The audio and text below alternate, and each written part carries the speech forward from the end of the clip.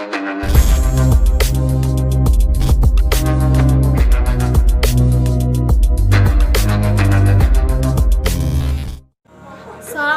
warahmatullahi wabarakatuh. Kami dari kelompok 8 ingin menjelaskan tentang materi-materi mata kuliah menyimak. Saya Ayu Wulandari. Saya Alisa Putri Setiani. Saya Rizky Merliana. Perkenalkan, nama saya Deska Putri Ramawati Chandra. Perkenalkan, nama saya Inka Kerina. Perkenalkan, nama saya Ego Pratama. Nama saya Soli Putri Afriani. Perkenalkan, nama saya Sarula. Saya dari kelompok 8. Ingin menjelaskan tentang hakikat menyimak. Menyimak adalah suatu proses kegiatan menyimak lembaga-lembaga lisan dengan penuh perhatian, pemahaman, apresiasi, serta interpretasi untuk memperoleh informasi. Menangkap isi atau pesan, serta memahami makna komunikasi yang telah disampaikan oleh pembicara melalui ujaran atau bahasa lisan. Dengan menyimak, seseorang dapat menyerap informasi atau pengetahuan yang dimilikinya. Menyimak juga memperlancar keterampilan berbicara dan menulis. Semakin banyak daya simak seseorang, maka akan semakin baik pula daya serap informasi atau pengetahuan yang disimaknya.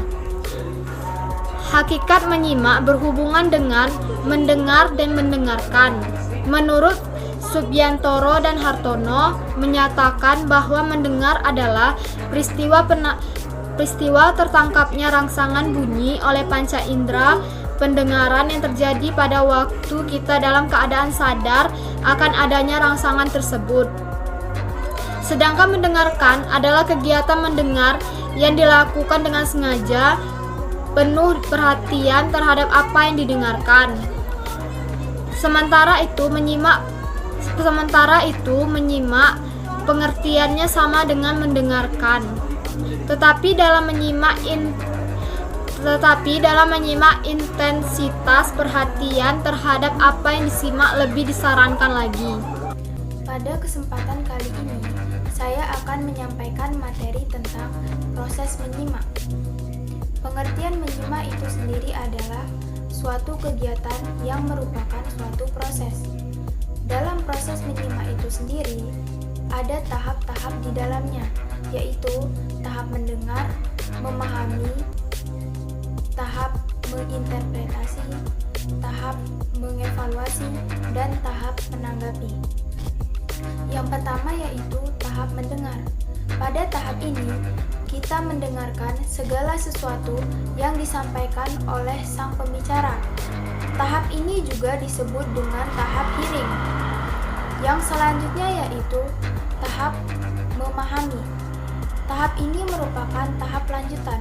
Setelah kita mendengar, ada keinginan bagi kita untuk memahami isi atau gagasan yang disampaikan oleh sang pembicara dalam ujarannya. Tahap ini disebut juga dengan tahap understanding. Yang selanjutnya yaitu tahap menginterpretasi. Penyimak yang baik, cermat dan teliti akan menafsirkan atau menginterpretasi isi yang dibicarakan oleh sang pembicara. Tahap ini disebut juga dengan tahap interpreting. Yang selanjutnya yaitu tahap mengevaluasi. Setelah menafsirkan atau menginterpretasi, penyimak pun mulai mengevaluasi di mana kelebihan kekurangan, di mana keunggulan dan kelemahan dalam ujaran tersebut. Tahap ini disebut juga dengan tahap evaluating. Dan tahap yang terakhir yaitu tahap menanggapi.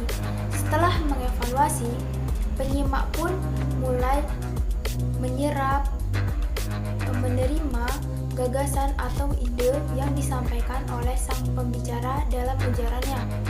Tahap ini disebut juga dengan tahap responding.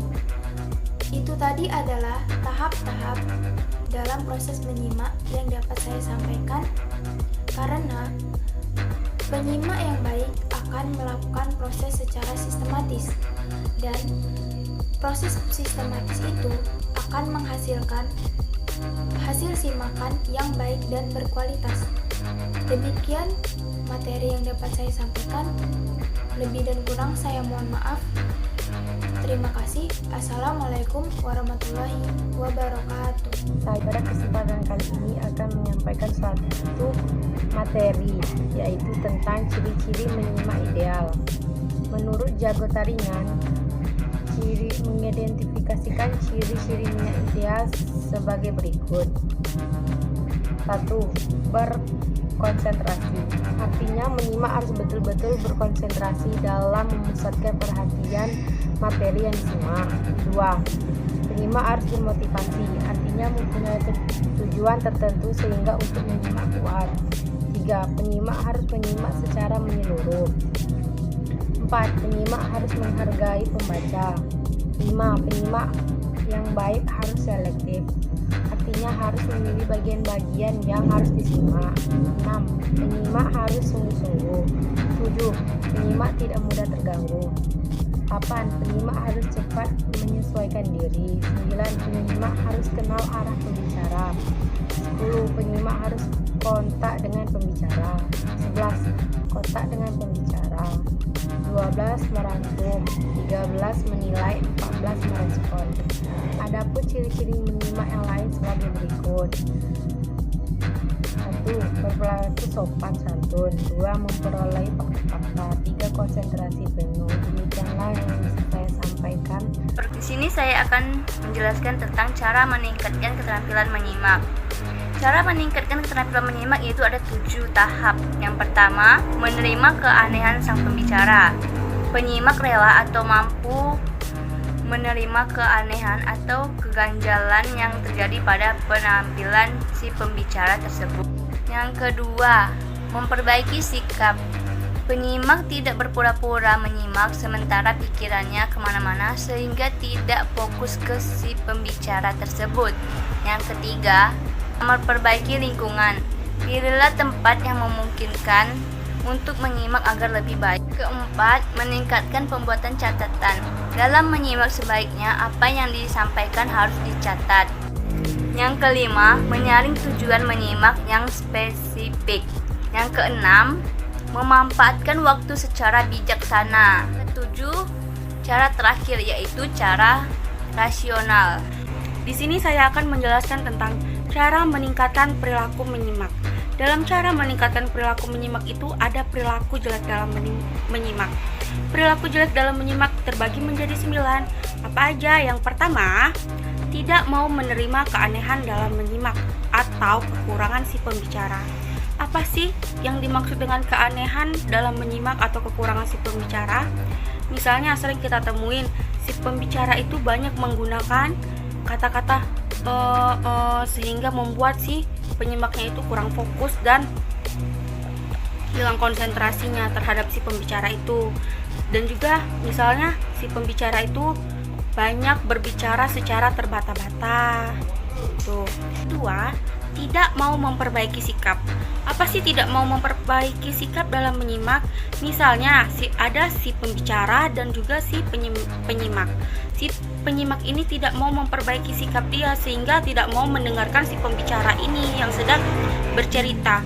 Si penyimak ini tidak mau memperbaiki sikap, misalnya si pembicara bercerita tapi si penyimak ini malah sibuk bermain handphone dengan urusannya sendiri. Yang ketiga, tidak mau memperbaiki lingkungan. Apa sih tidak mau memperbaiki lingkungan dalam menyimak itu? Misalnya ada si pembicara dan juga ada si penyimak. Nah, di dalam lingkungan si pembicara dan menyimak itu sangat ribut dan sangat ramai. Apa sih yang kalian lakuin? Apakah orang-orang di sekitar Anda yang ribut itu Anda usir? Ataukah kalian yang pergi dari sana?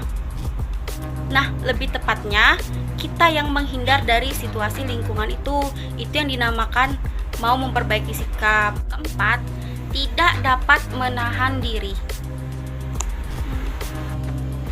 Yang kelima, tidak mau mencatat. Nah, bahwa sesungguhnya kenapa sih kita tuh apa yang dijelasin orang itu harus kita catat? Misalnya ada seorang dosen yang sedang menjelaskan di depan. Kenapa harus kita catat? Bahwa sesungguhnya ilmu itu harus diikat. Qayyidul ilma bil kitab. ikatlah ilmu dengan mengamalkannya. Yang keenam, tidak dapat memanfaatkan waktu secara efisien. Waktu secara efisien itu yang dimaksudkan bercerita tanpa mempunyai tujuan. Yang ketujuh, tidak dapat menyimak secara rasional. Apa sih tidak dapat menyimak secara rasional? Nah, yang dimaksud dengan secara rasional itu mudah terprovokasi. Yang kedelapan itu tidak mempunyai tujuan menyimak. Yang terakhir, yaitu yang kesembilan, tidak mau meningkatkan keterampilan dalam menyimak. Sekian penjelasan dari saya, semoga bermanfaat buat teman-teman semuanya. Terima kasih. Perkenalan menyimak yang harus diatasi dibagi menjadi 8 bagian.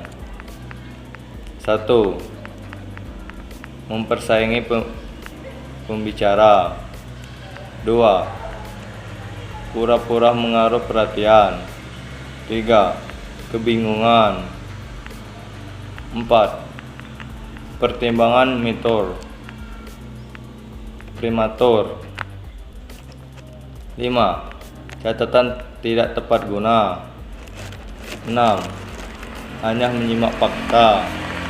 7. Melamun. 8. Bereaksi secara emosional. Saya akan membahas materi tentang sombong. Apa itu sombong? Sombong adalah membanggakan diri sendiri, menganggap dirinya lebih dari yang lain, menganggap dirinya amat berharga dan bermartabat, sehingga dapat merendahkan orang lain. Orang yang sombong seringkali menolak kebenaran, apalagi bila kebenaran tersebut berasal dari seseorang yang kedudukannya lebih rendah daripada dirinya. Ciri-ciri orang yang sombong yaitu 1. Tidak suka diberi nasihat. 2. Tidak mau disalahkan dan selalu mencari kebenaran. 3. Selalu menolak kebenaran. 4. Suka dengan pujian. 5. Menghargai diri sendiri secara berlebihan. 6. Tidak menanggapi saran dari orang lain. 7. Berkata kasar. 8. Menganggap status atau jabatan yang dimilikinya adalah segalanya. 9. Senang membuang muka atau memalingkan wajah dari orang-orang yang dianggap kedudukannya lebih rendah daripada dirinya. Adapun cara agar terhindar dari sifat sombong yaitu 1. Terapkan pola hidup sederhana. 2. Berteman dengan orang-orang baik. 3. Selalu bersyukur kepada Allah. 4. Selalu mengingat kematian. 5. Perbanyak sedekah. 6. Berdoa agar selalu terhindar dari sifat sombong. Adapun bahaya dari sifat sombong itu sendiri yaitu 1. Akan selalu berakhir dalam jurang kehinaan. 2. Dimurkai oleh Allah. 3. Akan tidak diampuni oleh Allah. Di sini saya akan menyampaikan satu materi yang berjudul 3 kunci kesuksesan. Yang pertama, bertawakal. Yang kedua, birrul walidain atau berbakti kepada orang tua. Dan yang ketiga, memperbanyak doa. Bertawakal. Tawakal adalah kunci sukses dalam segala lini kehidupan. Definisi takwa sebagaimana yang disampaikan oleh Imam Al-Ghazali adalah menjalankan segala perintah Allah dan menjalani segala larangan Allah. Dalam kitab suci umat Islam yaitu Al-Quran telah banyak perintah untuk bertakwa kepada Allah sebagaimana dalam Quran surat Al-Imran ayat 102 yang artinya wahai orang-orang yang beriman, bertakwalah kepada Allah dengan sebenar-benarnya, bahwa takwa kepadanya dan janganlah kamu mati kecuali dalam keadaan muslim. Ayat ini ditentukan tidak asing karena sering dikumandangkan dalam setiap khutbah Jumat. Kunci sukses yang satu ini menjadi sangat penting karena ketidakhadiran takwa dalam kehidupan seseorang akan membuat dirinya terbelenggu dalam setiap masalah. Birrul walidain atau berbakti kepada orang tua. Kunci sukses yang satu ini merupakan salah satu kunci sukses yang juga krusial. Kita bisa lihat bagaimana pengaruh orang tua dalam kesuksesannya, dalam kesuksesan anaknya. Sangat signifikan. Penegasan perkara birrul walidain atau bakti pada orang tua terdapat dalam Quran surat An-Nisa ayat 36 yang artinya sembahlah Allah dan janganlah kamu mempersekutukannya dengan sesuatu pun dan berbuat baiklah kepada kedua orang tua. Yang ketiga, memperbanyak doa. Kunci sukses yang satu ini tentunya lekat dalam kehidupan kita sebagai seorang muslim. Setiap melaksanakan ibadah, di akhir sesi akan disambut dengan munajat doa. Setiap ada masalah, tentunya doa menjadi senjata mujarab umat Islam. Bukankah Allah Maha mengabulkan segala permohonan hambanya? Bahkan keberadaan Allah itu sangat dekat dibandingkan apapun, sebagaimana dalam Quran surat Al-Baqarah ayat 186 yang artinya, dan apabila hamba-hambaku bertanya kepadamu tentang aku, maka jawablah bahwasanya aku adalah dekat. Aku mengabulkan permohonan yang berdoa apabila ia memohon kepadaku. Maka hendaklah mereka itu memenuhi segala perintahku, dan hendaklah mereka beriman kepadaku agar mereka selalu berada di dalam kebenaran.